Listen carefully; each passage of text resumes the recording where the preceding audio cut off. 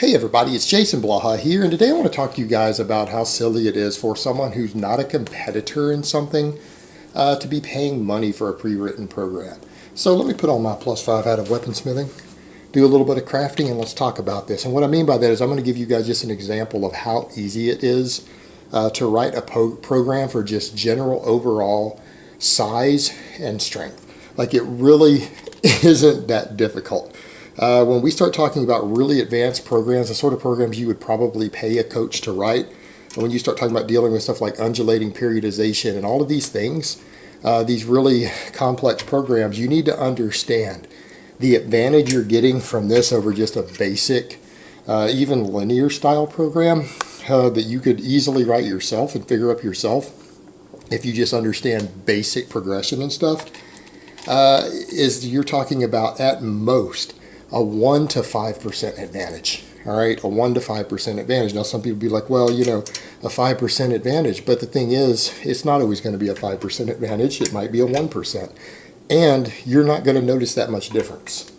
What do I mean by that? Well, if you've kind of finished your first year of training, you got most of your noob gains out of the way, you're only going to gain about 5 pounds of muscle in the next year. 5, 6 pounds of muscle if you're lucky. If you train really hard. On a perfect program, what's 5% of that gone? 1% is it wouldn't be noticeable, but 5% of that, you're talking about a couple ounces of muscle. A couple ounces of muscle that year. What, 10 pounds difference on your bench press? Maybe closer to 2 pounds. 10 pounds difference on your squat. And people are paying for this. And the thing is, here's the kicker of it. A lot of the programs that I see out there, the people who are putting them out, who are charging money for them, aren't even that good at programs half the time. So you might be paying money for a program that you could actually write something better. And let me give you guys an idea of what I mean by a good program. How would someone train? Again, once you kind of somewhat finish your noob gains, you could do this for your noob gains. I mean, I've got a couple of different novice programs out. But you could probably make something similar to this, something close to those gains. And the sort of intermediate programs that you would pay a coach to write, like my off-season linear periodization program, that's the sort of program people actually pay money for. I've already given you one free. Plenty of coaches have them out there free. There's tons of intermediate programs that are free out there. But that is actually the kind of program people would pay money for, that level of complexity.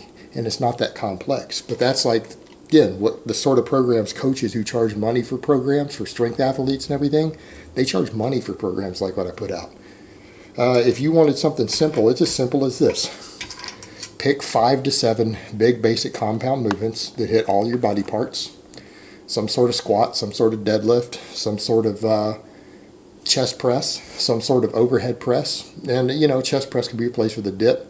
1 or 2 pulling exercises for your lats. It could be pen lay rows, barbell rows, T-bar rows, weighted chin-ups, weighted pull-ups, whatever.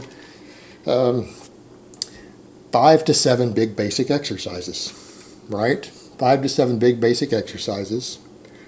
You could pick a couple of isolation movements for your weakest body parts, or the body parts that you think need the most focus, something that you think you really need to isolate. 2 or 3 isolation movements. All right, pick those exercises. All your basics are covered. If you know how to perform those exercises correctly, if you know how to perform a bench press correctly to make your chest grow, it'll grow. If you know how to perform a squat and you can squat deep and do a high bar squat, hey, great. That's all you need to make your legs grow. It's really simple. You pick those exercises, and what sort of rep range? I don't know. Somewhere between 5 and 10 reps. How's that sound? 5 or 10 reps. How many times a week should you do them? I don't know, 2 or 3 times. Most of the data out there, most of the studies show that most people are going to want to train any given body part, any given exercise 2 or 3 times a week. That's usually going to put the best amount of muscle mass on you. So write a routine where you do all of those 2 or 3 times a week. I don't know, full body 3 days a week. You could run a push-pull type setup 4 days a week if you really wanted, although I think most people do better on full body. You could do either one, though. You're probably not going to notice a big difference between the two. You won't notice a big difference. So you come in and train 3 or 4 days a week. Or you could do a push-pull 3 days a week, where, you actually do push, pull, push, pull, push, pull, so that, 1 week you pull twice, and push once, and the next week you push twice and pull once. You could do it that way too and be in 3 days a week. You probably don't need to train more than 3 days a week without drugs. Probably not necessary, so you could do it that way. See how easy this is, where we're going with this? All right, 5 to 10 reps. Most of your size gains with the least number of sets are usually going to be made in the 5 to 10 rep range. Really easy to work with. Your isolation movements, you're going to want to keep them closer to 8 to 12 reps, but you could do 8 to 10. How many sets? I don't know, 2 or 3 sets per exercise. I mean, if you're going to do every exercise 2 or 3 times a week, you got overlap from all your compounds. Yeah, you could do 2 or 3 sets a week on each one. Come in and pick a weight you can do at least 5 reps with for all your sets, for your 2 or 3 sets. And every time you come into the gym, if you could easily completed your 5 or 6 reps or whatever, add a rep. When you get to 8 to 10 reps with it, whatever you're comfortable with, some guys don't want to do 10 rep sets. They might want to just do 5 to 8. That's fine. But if you want to do 5 to 10, do 5 to 10. Every time you're strong enough to add reps, while still maintaining good form, add a rep. When you get to where you can do 2 or 3 sets of 10 or 8 or whichever you chose to do, you know what? It probably doesn't matter. Probably doesn't matter. Add some weight to the bar. Add some weight to the bar or the plates if you're hanging plates for weighted dips, weighted chin-ups, whatever. If you're using dumbbells, go to the next dumbbells up. Go back to doing 5 or 6 reps. When you're strong enough, add some reps. When you get to 8 or 10, add weight again. This is really, really simple. That's how simple it is to write a basic program that will get you probably at least 95% of the progress of any structured, organized, periodized program that anyone's going to write. What do you do when you stall? Take a deload. If you reached a point where 3 of your exercises, 2 or 3 of your big compound movements haven't increased for 3 weeks, you haven't been able to get stronger on them, take a deload week.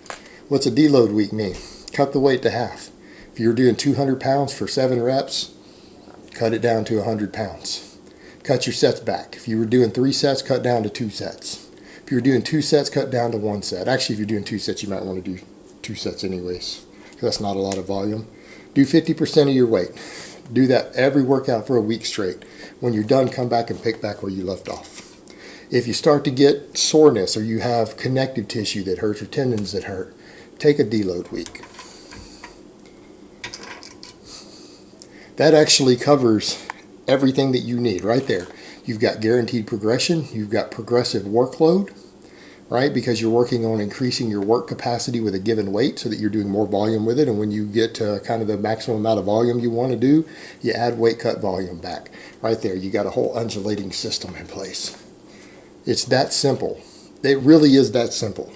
When you've started to overreach, and you started to stall because you overreach, you push yourself too hard, you deload, you recover. You recover, you get bigger and stronger, you come back and do it some more.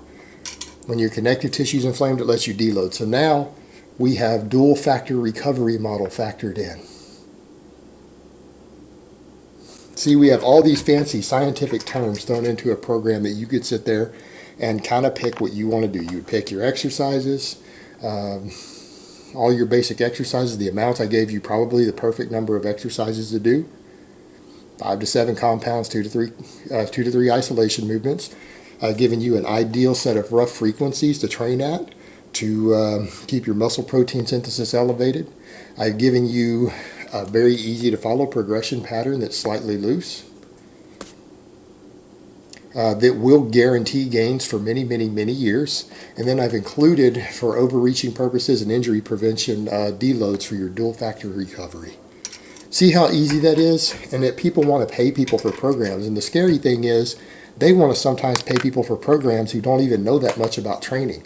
They don't even know what dual factor recovery models are. Half these people who are going to charge you $50 for a program. They don't even understand how muscle protein synthesis uptime works. They don't even understand half the time what appropriate volumes are when compared with frequency to really gain a fine balance between muscle mass gains per workout and recovery. There are plenty of people who sell programs who aren't really qualified to write them. They get by on their genetics, maybe combined with drugs to get where they are. They don't really know that much. But see how simple that is? Anyone who understands the basic concepts of programming and how the body adapts, can throw together a program like I just gave you. Loosely structured, you just kind of make your own program based upon that and follow it. And that will actually probably work better than 70 to 80% of the programs people are selling out there. And again, like I've said, why would anyone need anything more complex than I just described if their goal is to make really good gains in muscle mass and to get bigger and to get stronger? It's not that hard. And hell, even weak point training, if you've got a muscle group that's lagging behind, maybe do a little bit extra work for it. Add another exercise for it. Focus on it a little more. Maybe do it sooner in your workout. You know, if your triceps aren't growing well, maybe do your pressing before you do all your any of your leg work, your squats, deadlifts, whatever. And that'll help bring your triceps up. Again, people pay money for coaches to tell them this stuff who don't need it. If you're not peaking for an event, you're not competing in anything, you don't need a specialized coach. There's no need to pay for programs. Something that simple. Easy to follow program. Basic as can be, very effective. It will probably get you to pretty much your drug-free potential within a few years, something like that. You'll get there. You'll probably reach close to your maximum potential if you just run something like that. You probably won't overtrain, you probably won't get hurt, and you'll probably see good progress every single year. Free, easy, and easy to follow. So like I've said before, guys, if you're not trying to squeeze that last 1% of performance in a competitive environment, there's no reason to pay money for programs. Come on. Muscle gains are just not that difficult to get.